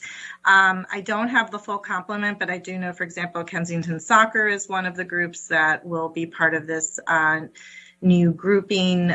Philadelphia Youth Basketball has a number of different programs that they'll be running through the schools for basketball leagues, particularly targeting some of the older youth. And I would be honest that I'd be going through memory right now if I added to that list. But as of right now, we're very excited to be able to add a host more of what I would say community-based. And I was remiss in not mentioning that Councilman Thomas actually hosted a session, a briefing for a number of community grassroots organizations that we were also able to connect with the district and get them through through that process of identifying sites. That's awesome. We definitely want school buildings to become the new normal for the summer. So we have to work through all of our bureaucratic kinks this year. So this becomes the new normal. I appreciate that. Speak to me, and maybe this is more for Commissioner of Parks and Rec. What are we doing differently, enhancing, promoting around play streets this year, and as it relates to breakfast, lunch, snack programs? And if I can jump in before Catherine, I just want to say, Council Member, the other thing that we did based on your advice is we do have a helpline for the summer. Awesome. You always come up with the best ideas and we follow through. So we do have that helpline number in case folks aren't sure which direction to go or are not using online. So can we get that in social media format that we can start sharing? I have a town hall this week. Love to share that with my residents. Yes, and we also have some posters printed that we're going to have sent to your offices so that you can have in any way that you want to share for your constituents. And we did do local buying of media in terms of local newspapers as well as some paid advertising. Okay, awesome. That's awesome. Okay, cool. So talk to me, play streets, lunches, after school snacks, how many more? Yeah, so play streets, as you know, Councilwoman, we did play streets last summer amidst the pandemic. We had about 350 play streets. And not only did we do the meals, which are delivered to each of the play streets, but we also did a play street enhancement program, and we're planning to do all of that again this summer. So to date, we have 220 play streets that have signed up, volunteers that have signed up to run play streets. So we think we're well on our way to getting to 350. That is a good number to be at on May 24th. So we think we'll actually be over 350. And we're promoting it through some of the same channels that we've been using to promote all of our other programs and hiring needs, but really just reaching out to previous volunteers and asking them to please consider hosting a play street again. We're partnering with the YMCA and lots of other partners. We have funded all of the enhancements for play streets privately. Last year, we raised about $600,000 to amplify the play streets. The amplification of play streets included not only the meals, but every block got kits for play, and the kits were everything from art kits, sports kits, reading kits, cleaning kits, and then cooling kits, which were my personal favorite. Every block got 20 super soakers. So we'll be doing those kits again this year, and then we, like last year, we'll be identifying 50 what we call super streets to get even more than just the kits, to get actual programs, free programs every day on those blocks led by play leaders.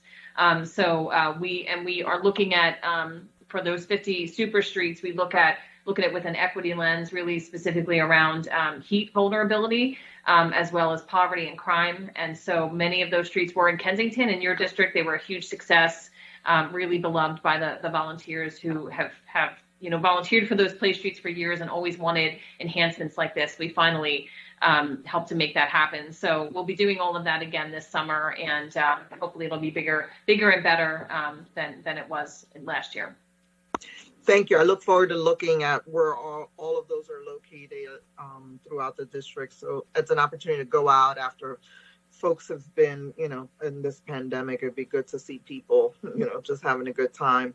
Want to talk about what are we doing? And one of the good things with the pandemic is people now have appreciated our parks and our open spaces more. What are we doing as it relates to a maintenance plan that better reflects the utilization, particularly on weekends? What can we do this summer to make sure, because we are promoting them, like what are we doing differently to make sure that happens? Yeah, great question, Councilwoman. We saw a huge uptick in park usage during the pandemic. We aren't actually counting people in parks, so the way that we know there was a huge uptick is in the removal of trash, and we have picked up 50% more trash over the last year than we have previously. So definitely see there's a huge renewed interest in parks and open space and being outside.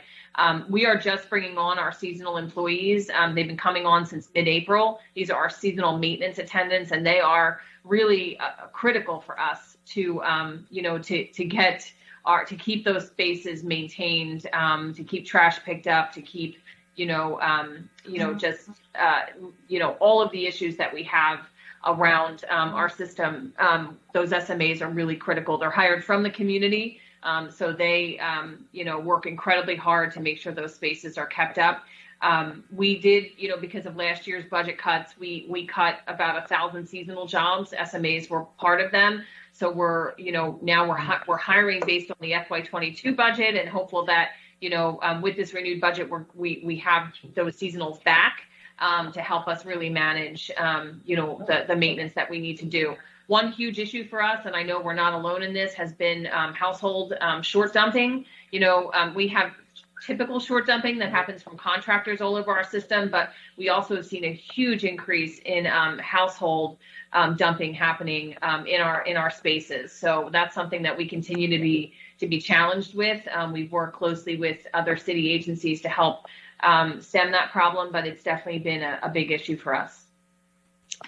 Thank you. My time is up. When I come back, I do want to go back to I know I heard the conversations a little bit around the 13 and 17-year-olds, but I also want to talk about, I know there's this real big push to have police at Parks and Rec and green spaces, and don't want to focus in on the Kensington challenges around green spaces, but want to talk a little bit around how do we expand the rangers. One of the challenges when we ask police to do some of this stuff, and I'm all for it, is, what are we removing them from? And, neighborhood services in particular that deals with, abandoned cars and other things, want to make sure that we're planning this out and figuring out how we increase maybe the ranger patrols that we have, so that we can, again, and I'm focused on Kensington just because we have shootings every day. And if I have police detailed to parks, which we want to make them safe, what falls on the wayside. And so we need to have an honest conversation about that. Thank you, Mr. President. Thank you, Councilwoman. Chair recognizes Councilwoman Kim. Thank you so much, Council President. I appreciate some of the conversation that we've had. Cynthia, I did want to go back, and then I had a couple of questions for Catherine Ott-Level. Does your office have targets for participation of youth? These are high school age, roughly, living in neighborhoods most impacted by gun violence.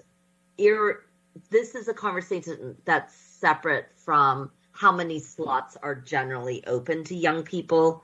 But does your office, are you looking specifically at those youth in neighborhoods impacted by gun violence? And do you have a target for participation of those youth in the programs?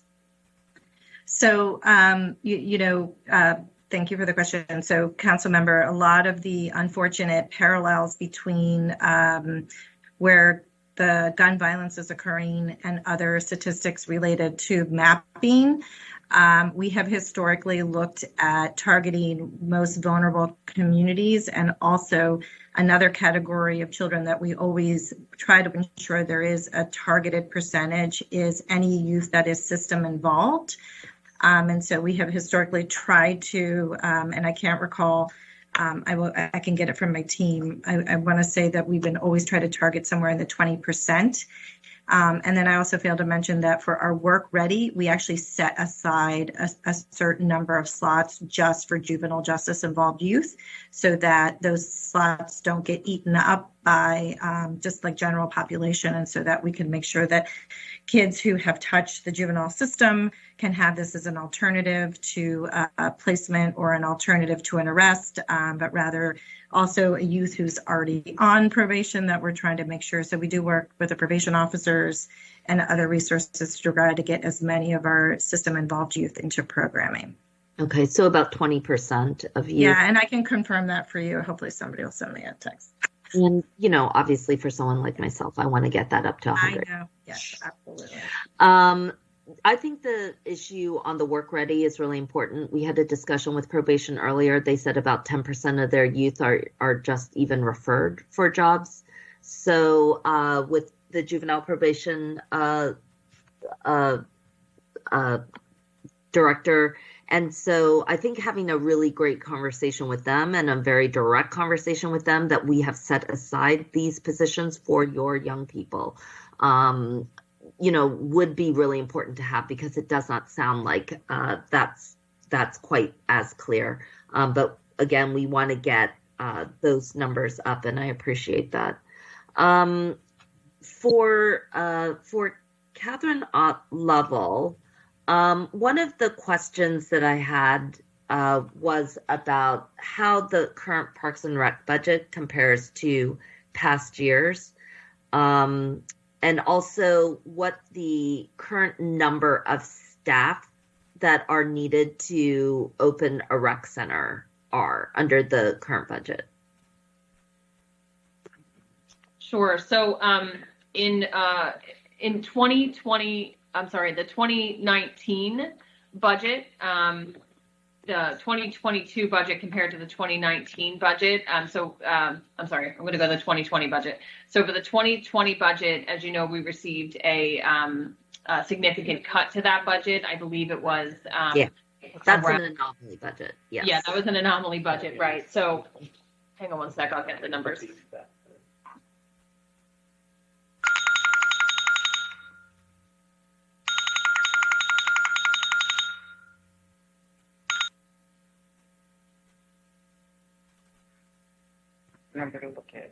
So I'm looking at the 2021. The 2020 appropriation was 64 million. Yeah. That was 2020. 2021 was 54, and 2022 goes back up to 62 and change.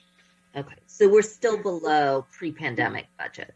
Yes, I believe so. Yes. Okay, and how many people are required to open up a rec center? So how many staff? Yeah, right now with the current way that we staff our facilities, it's done on a classification system of how those facilities are classified. So they're either A, B, C, or D, depending on the size of the facility and the number of amenities. We are in the process of beginning to pilot a new staffing alignment, but right now that's how we currently staff the facility. So it really depends on the size of that facility.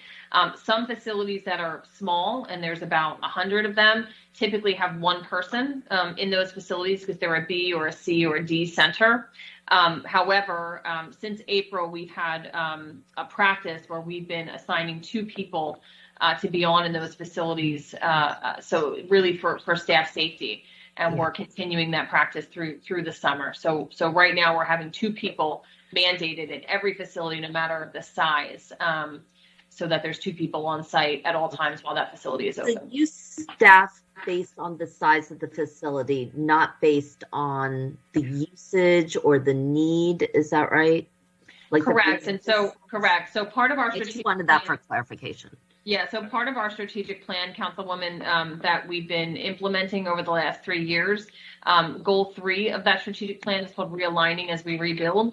And that calls for basically an overhaul of how we traditionally staff our system by getting rid of the classification system of our facilities and instead looking at a data-driven process that looks at certainly the programs and amenities at a site, but more importantly, data factors for that community, such as equity, poverty, crime, health, et cetera. So each of our sites receives a score, and then we will be staffing based on the score that facility gets, which really will drive, a better equity across our system in terms of staffing. I'm very happy to say that we received the funding that we needed last year to begin to implement Goal 3. That was $1 million that we are using to implement the staffing realignment, and the 2022 budget calls for an additional $760,000 to continue to implement that staffing structure. It involves hiring many new full-time recreation leaders to provide that staffing as well as some seasonal support.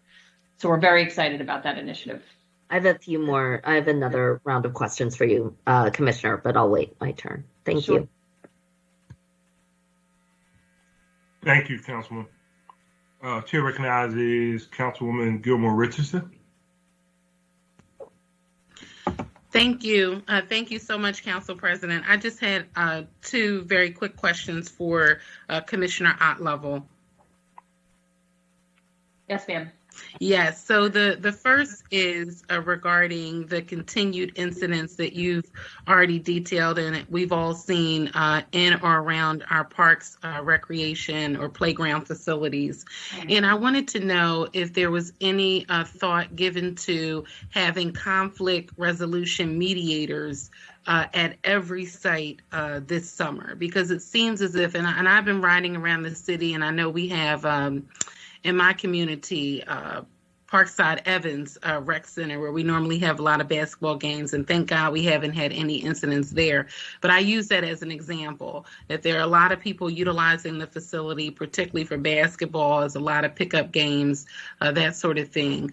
Is there any thought around having a conflict mediation or someone who can do conflict resolution mediation at each site? Thank you, Councilmember. We have not thought specifically, to my knowledge, about having a conflict resolution individual at each site. However, we have incorporated conflict resolution and de-escalation techniques into our training for staff to make sure that staff are aware of those techniques and those practices and can implement them, as needed within their facilities. That said, I'm happy to have those conversations with our team at the Office of Children and Families and see if that's something that we're able to do. It is a great idea. Sure, and we'll follow up. I mean, I know I have a meeting with their office even later today, along with some of the work that we've been doing around the ERCs.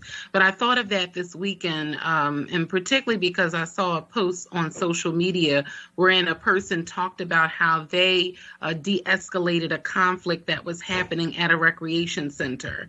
And the person talked about they happened to be riding by and they saw a group of young people getting involved with some type of conflict, and he noticed that it was escalating. And I don't even know this individual, but I just happened to see the post. It was in Philadelphia.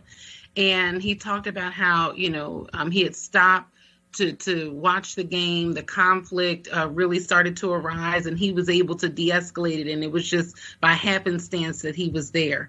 If we know that a lot of these conflicts are happening at our Parks and Recs facilities, I think we need to have individuals there, outside of putting the onus solely on the staff members who are not able to be at every place at once, right, to resolve or try to help resolve some of these conflicts before they turn into incidents of gun violence. So I'll definitely follow up with your office on that. And I also wanted to talk briefly about something that I know we've received a lot of communication about relative to ATVs in Philadelphia.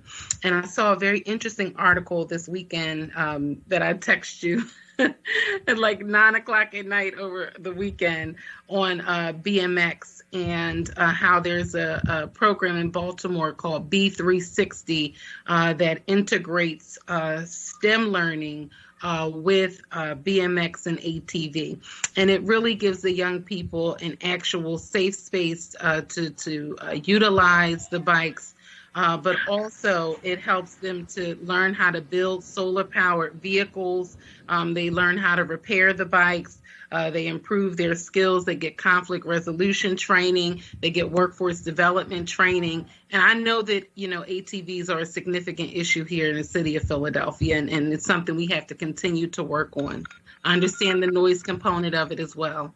But I do think we have to do a better job of providing young people with a safe space to participate in an activity that's really a culture here in Philadelphia. We're saying that we want to deal with it, from the legal and criminal end, but we've done nothing on the programmatic end to try to help young people who are mostly African American, Black and brown young people who participate in this activity to have another avenue to participate in this activity. But I saw this article about B360 over the weekend, and I wanted to know how we can explore that as a possibility for the city of Philadelphia, because I do remember years ago as a very young intern that we found something to do for the young people who were skateboarding at City Hall back before the Dilworth Plaza renovation. We found a space for those young people who enjoyed skateboards. We should be able to do the same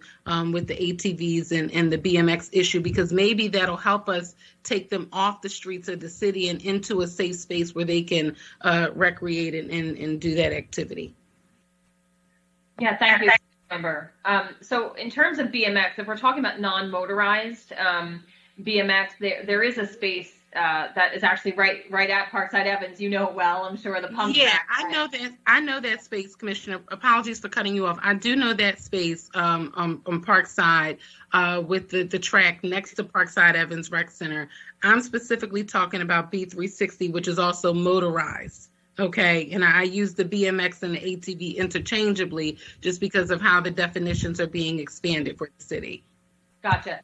So happy to continue that conversation and to take a look at that program. I think, we would just need to figure out the legalities around, since the vehicles are not legally being able to be ridden or rode on city streets. I think that's our concern. Skateboards have never been illegal, right? So you can skateboard, but you can't ride an ATV and I don't know the specifics about motorized BMXs. I apologize, but I think we just need to work out, the legalities around the vehicles, themselves.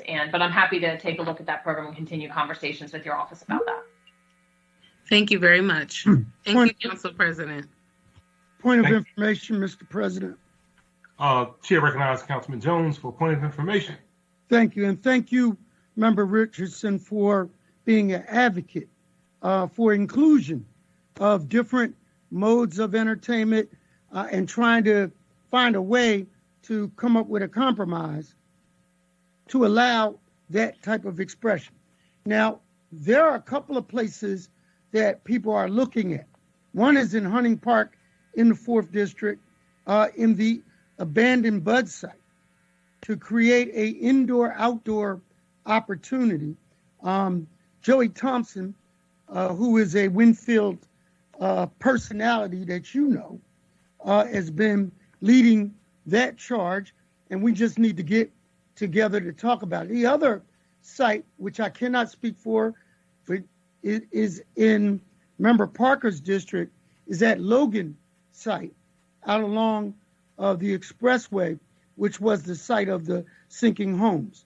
Those are two sites that have been mentioned as possible opportunities. And to the question of compromise and give and take, if the city was permitting them to do it there, they have to respect the traffic laws on the streets to respect us making a move to try to include them.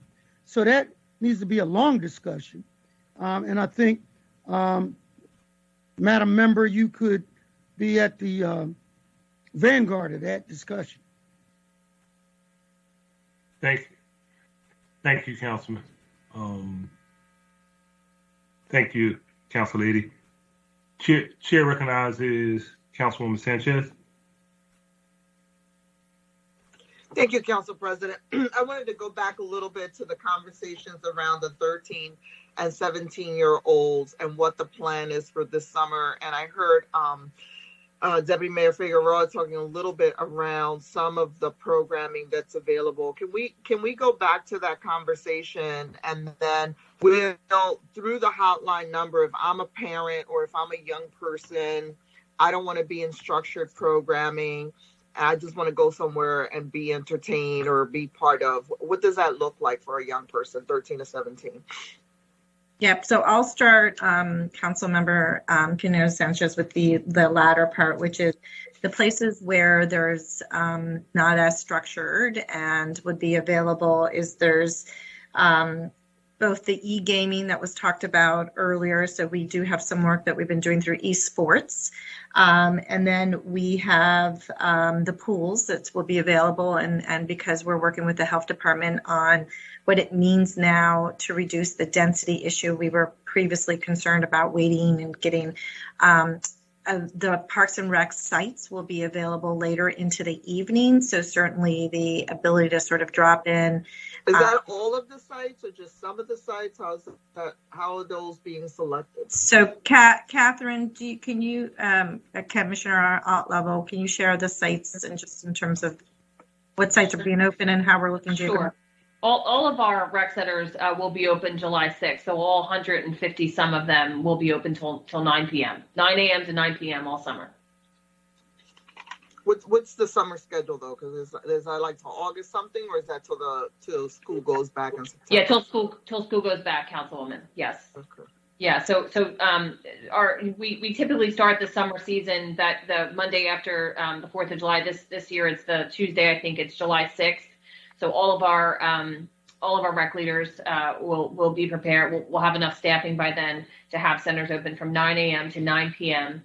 5 days a week. We'll have some, open on Saturdays or Sundays with staffing for restrooms and things like that. We will also make sure that all of our spray grounds are open. Our spray grounds are opening this weekend. Yay. And we'll make sure that we have all of our spray grounds turned on every weekend as well. And there's about 130 spray grounds. And then pools will be open on the weekends too, God willing. And then, Councilmember, just to finish the other part of the question, and I'm not sure you were on at the time where we gave you a shout out for your support of helping us expand the Summer Work Ready program and your leadership to support the slot number. So we have the Work Ready slots, that's a more structured for the older youth. We have the lifeguard opportunity, which obviously requires a certification. We're also still looking for pool attendants and seasonal, which would fall into the 17 plus category. And then I did get confirmation from the team at Parks and Rec that the esports, we have 50 jobs as coaches for the teams. So that's somebody who, if they're interested in the esports side, that's another place. And then in regards to structured activity, there's 900 slots plus for high school youth in the OST category, in addition to those other multiple work ready slots that we have. Okay. So again, thank you for the hotline number. So, I just want to make sure that if a young person wants to be engaged, in terms of programming, I know with summer it's always difficult because you have the summer camps. Is there going to be some sort of like master schedule? This is what's going on everywhere that, I know that right now you're supposed to be able to walk at a rec center and see their schedule, right? That's the goal. Is there a way that young people can tap into something and see what's available? So I'll let the commissioner respond in terms of the Parks and Rec, but I can say one of the things we're trying to work on at the website, so we know that's different than the phone number, is having a larger events calendar. I don't think it would have like what's happening every day, but it could just give a general overview of any major events that are going on for youth. And then just going back to other opportunities, I failed to mention that PAL is going to be doing twilight programs, and those don't require that you come every day. So there'll be a lot of drop-in opportunities through the Police Athletic League for youth as well. But you always come up with great ideas, council members, so maybe we can think It's my through. youth programming side. That's probably the job I love the most. Yes, you can. Well, and it definitely shows for your tremendous commitment, because you're always, and you come up with ideas in addition to some of the things that we've already thought of. But I will definitely think about how we can, besides what Parks and Rec does, like how do we make sure that the information of all the great availability of activities is known to the public. So I'll pass it. And then lastly, I know, Catherine, this has been really hard for your team, and I just, we have to put it on the record because it's just not allowed anywhere else. What is going on in McPherson Square and Harrogate Plaza or Harrogate Park is just like unconscionable. There should be absolute no tolerance kind of, that's supposed to be a safe space. We saw the article when young people were abusing the homeless population, the vulnerable population. And, I got a lot of pushback because I said, we've taken over their space and now they're pushing back on us. And, that's part of the trauma being there. What are the conversations internally and the fact that we've allowed this to happen just in this one location in the city, for parks? I mean, I know you're frustrated because I know I'm frustrated. I know you hear my frustration. It's like, what are we going to do this summer at McPherson? Councilwoman, we are frustrated, and you and I have some honest conversations about this. It is a conversation that really needs to happen. Parks and Rec doesn't have any real enforcement capabilities when it comes to some of the activities that are happening there. So, we've been in weekly conversations with the managing director's office and with the police, and I know there are ongoing conversations about the strategy there.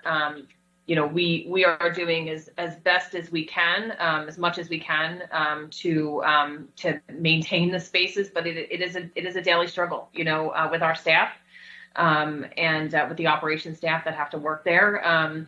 The things that they have to clean up are not things that other staff members in other neighborhoods have to clean up, and it's again, it's just a struggle that we have. They also don't always feel safe with some of the activity that's happening in those spaces. So we are a part of those internal conversations, but it is a little outside of our purview in terms of managing some of the activities that are happening there. I get it. And again, just for the record, it is not lost on the residents of Kensington that when we had a homeless encampment at the Parkway, it was all hands on deck, no resource, no rock left unturned. This is summer 4 for the residents of Kensington. So just have to say that for the record. No rock left unturned, no resource left tapped, no, let's think outside the box. And the folks in Logan Square got what they wanted in, a matter of a couple of months. This is summer 4 in Kensington. And I know that's not your fault only. This is an all hands on deck, but there should be some spaces that are, this behavior is not going to be tolerated. And what's happening at McPherson is how we all should be measured. And it's very, very frustrating. So thank you. And I know, again, your team, we try to respond as much as possible, but you can't do that if you got 100 people living there every single day. That's not going to get us anywhere. So year 4. Thank you. Thank you, Mr. President. Thank you, Councilwoman. Councilman Jones, did you tee up for a question? Was that just a point of information? That was a point of information, sir. Okay, I'll come back. Chair recognizes Councilwoman Gim. Thank you very much, Council President. So my questions are for Catherine Level. So Catherine, I think we were talking earlier that your budget is still below that of pre-pandemic levels. You can be minimally staffed as low as like one person, though I'm very glad to hear that you're trying to increase those numbers. Do you have a programming strategy for neighborhoods or for the rec centers that are located in neighborhoods that are most impacted by gun violence? And in particular, I think while I'm very excited that all of our rec centers will be open until 9. I think that should be the standard. But in those neighborhoods in particular, has there been an additional strategy to address safety issues for those young people and those communities? Sure, I'll do the safety issues first. Yeah. Sure. Again, for where there have been incidents of gun violence, we've been working with the police department, the Office of Violence Prevention, to really target those sites for increased presence by police and by community organizations such as PAN and other partners, to just have a much more visible, heavy presence at those locations. We're also partnering with a lot of those organizations at those locations to provide additional programming. Using Christie Recreation Center as an example, many have heard about the incident that happened there about 8 weeks ago, where a 15-year-old was shot and killed at that site with following a spray of 60-some gunshots into the basketball courts at Christie. So we've brokered a wonderful partnership with the captain there, Matt Gillespie of the 18th District. Councilwoman Gautier's office has been tremendously involved, as well as Senator Williams and so many folks who have been involved there. And we're providing a brand new esports program there specifically to engage teens. We've raised some money to build a small gaming center at Christie so that we can pilot this esports program, and specifically around young people. We've assigned new full-time staff members there to, again, just support additional programming at that site. And that's, really what we've done at each of these spaces where there's been an incident of violence, is just rally and provide as much support as we can to make sure that young people and staff feel support and safe. We're also offering team mentoring programs at those locations. Again, just partnering with other organizations to make sure that we're providing as many programs as possible in response to acts of violence that happen there. But it has been an incredible struggle. I won't sugarcoat it, and I won't lie to you. We never experienced a spring and summer like this ever.